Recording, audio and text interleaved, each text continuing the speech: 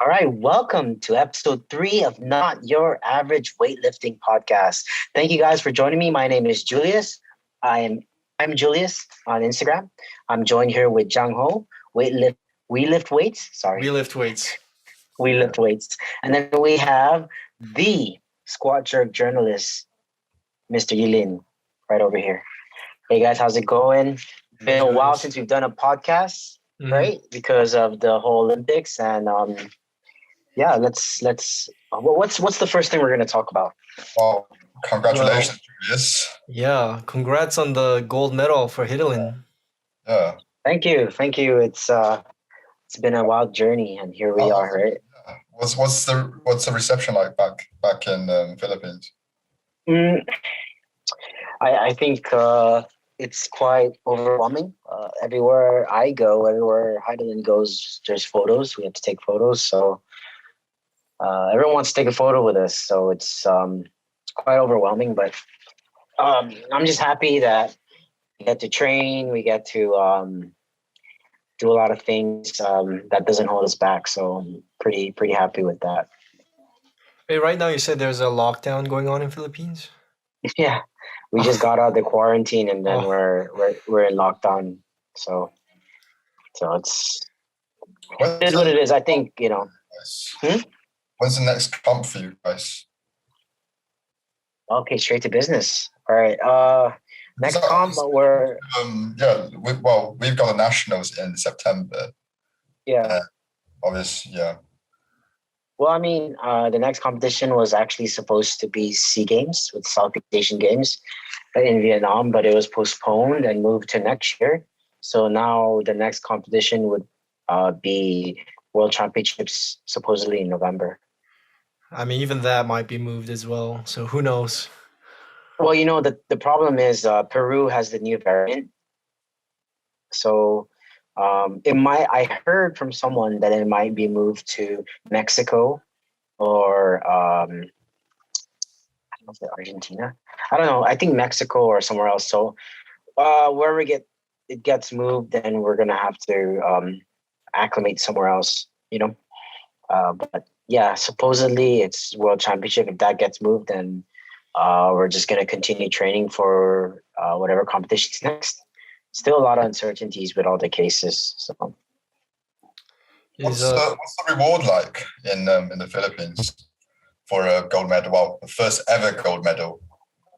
uh, honestly, there's a lot of rewards, a lot of pledges. We call them pledges because sometimes they'll pledge something, but then it doesn't go through. But there's quite a bit of pledges.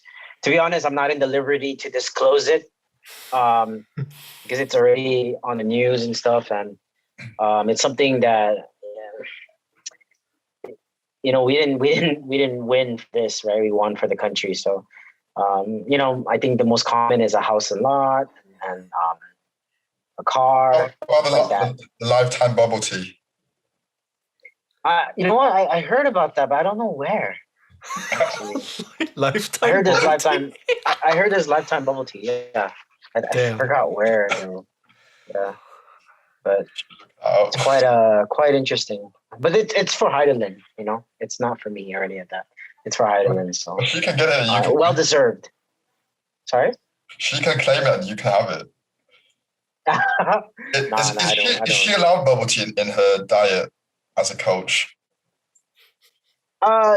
In moderation. Of course, we're gonna consult with her nutritionist first. We'll just be like, hey, she wants this, and most cases, nutritionists would allow it. So it's quite good, quite um lucky for her. Yeah. Right, so let's talk about her performance at Tokyo 2020. She was in probably the best, shape of her life, right? Yeah, definitely was. She was like she was in condition. I mean, honestly, man, we've known this for a long time. Physically, I knew she was ready. Ever since actually Asian Championships, it just Mm. like with everything, things don't always go according to plan.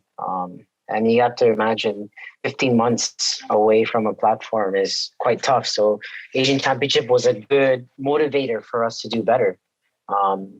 And a lot of people in the media or the news will say, oh, she was just hiding her stuff from her opponents. No, man. I was posting on my Instagram, like, some of her milestones. Like some of her lifetime PRs, like. But of course, the whole concept of practice is different from competition, right?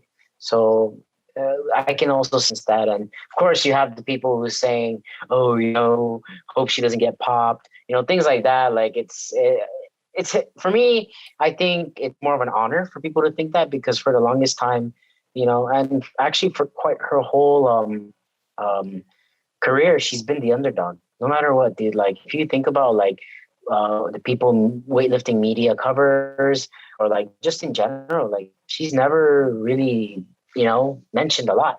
But of course now she's going to be mentioned a lot.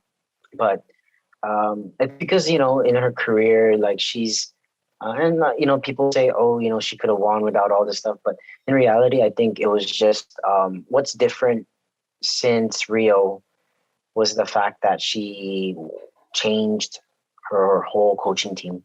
I think she realized that,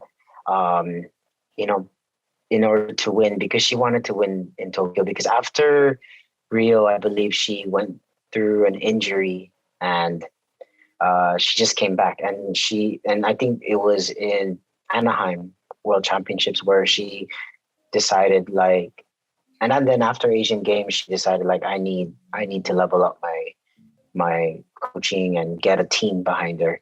And that's when I came into the picture, when Coach Gao came into the picture, and a lot of the things we did was new to her. She's had a strength and conditioning coach before, but he left, which opened the door for me. And of course, my specialty weightlifting and me being a former national team lifter, we were able to really figure out her weaknesses and what I needed to do to improve her programming. So we had like Coach Gao's weightlifting program, and then I put my input and changed, the programming to better fit Heidi's style and Heidi's strengths and weaknesses. So it's a lot of new changes that were done for her to get to this level. And man, such a huge amount of PRs that she's accomplished in the last 3 years. So, with that said, I think she can still go for another run. But of course, at the end of the day, it's her decision. And yeah, the first step is World Championship. See how we do there. What kind of shape is she in right now? I'm assuming she's still in pretty good shape after that performance.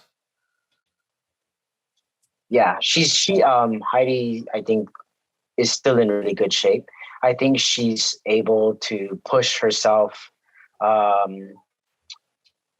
more. She wants more. And the thing also is, we don't want, we want to lead by example. So we don't want to give the next athletes an easy placement into the national team.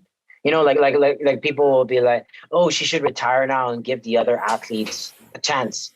But for us, it's like, well, if the athlete is not pushing themselves, right? Because I'm sure a lot of people think like Lu should retire, right? Lu should retire, give Lee Dayan or the other 81s a chance. But Lu will not quit unless someone can beat him, And that's the same mindset that Heidi has. If they can't beat me, why would I give up my spot? It's not gonna, they need to earn it. They need to earn it. They need to be able to push themselves, because I think the mindset now is, Heidi's gonna retire, so I have that spot now. And then the complacency and the fact that you got the spot without working for it, and that's the reason why she's continuing. I think is to continue to inspire, to push other 55s in the Philippines to work harder. Because